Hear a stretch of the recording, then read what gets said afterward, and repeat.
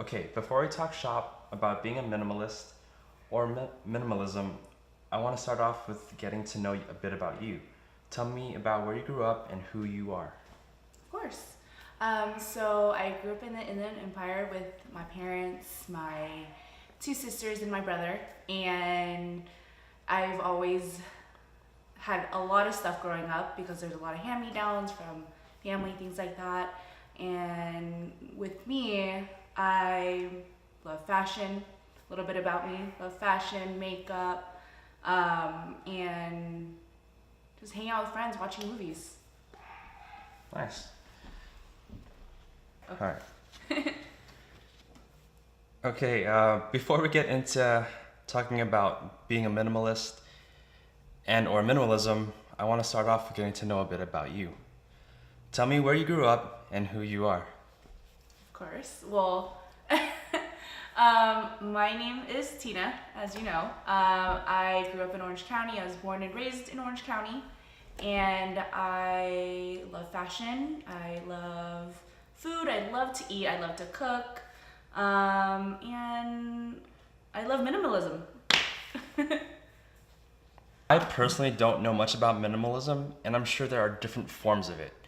What is a minimalist, and what does that mean to you? You're right, there's a lot of different types of minimalism, and it all depends on your personality and your lifestyle.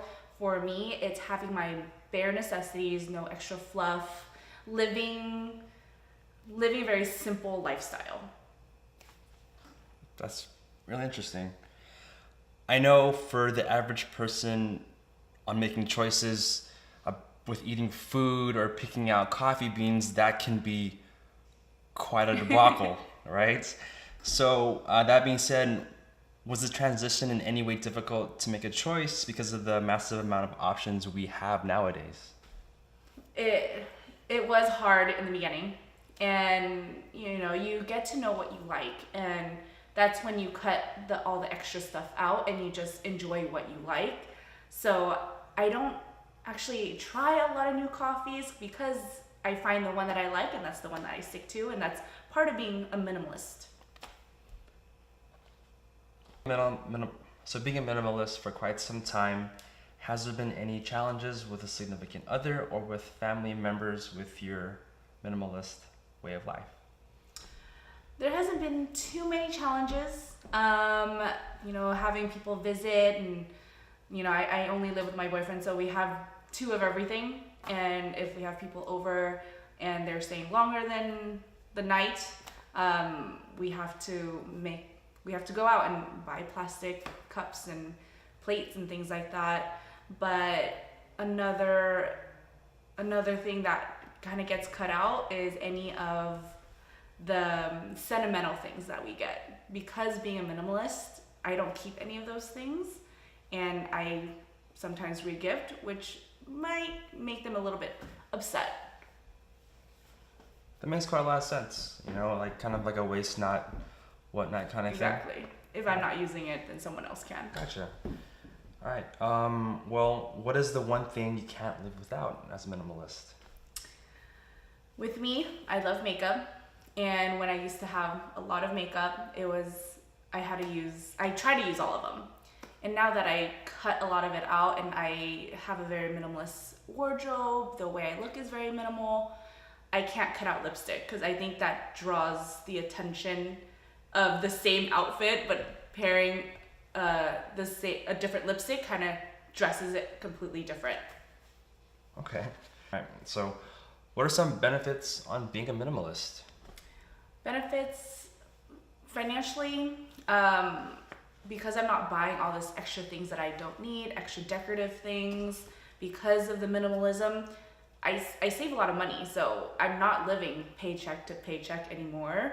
And all the things that I had sold, it just gave me more money to buy more quality pieces, since I'm living off of maybe 35 pieces of clothing. Mentally, I'm not having to make all these crazy decisions on what we're gonna do, what I'm gonna buy, is because someone else is having this, I want it, things like that. And And physically, I feel better only because I don't have to worry about all these extra things. And it's just something that I've adapted to, and I'm happier.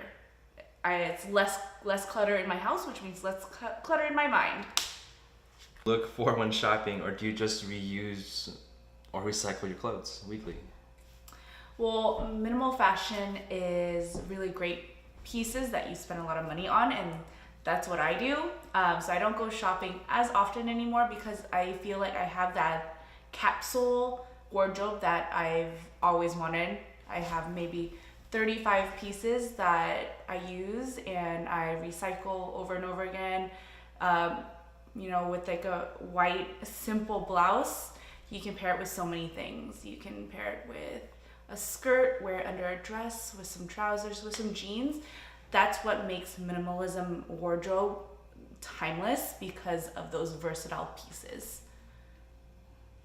Cool. Do you find it easier working with a certain type of material when you pick out clothing? Cotton, of course, is a really great one. It washes really well.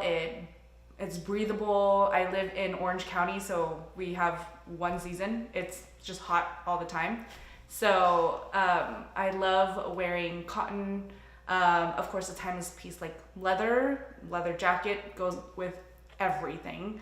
And yeah, silks are really great as well. You have to spend the money on really quality pieces in order to have that capsule wardrobe, so you don't have to buy anything extra. So I actually barely go shopping. I go shopping for maybe like toilet paper and toothpaste, because those things we run out of. But the pieces that I have in my collection will never run out of style.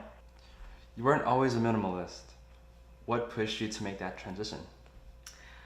It was just all that crap I had at my house. There was just so much stuff everywhere, and I just needed to get rid of things because it was just taking up my life. And financially, being on Instagram, being on watching YouTube, I want everything that everyone else is buying, and I want those things. And I then realized that I'm spending all this money on things that I don't need, when I'm only gonna either use it once, wear it once, and then that's it. It just sits there. So with me, that's what pushed it. Now I'm more happy than I ever have been before, and I think that's the biggest transition I've ever made in my life.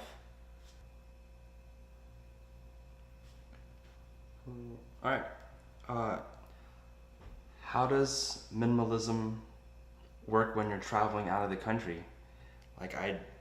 Especially traveling with less on you.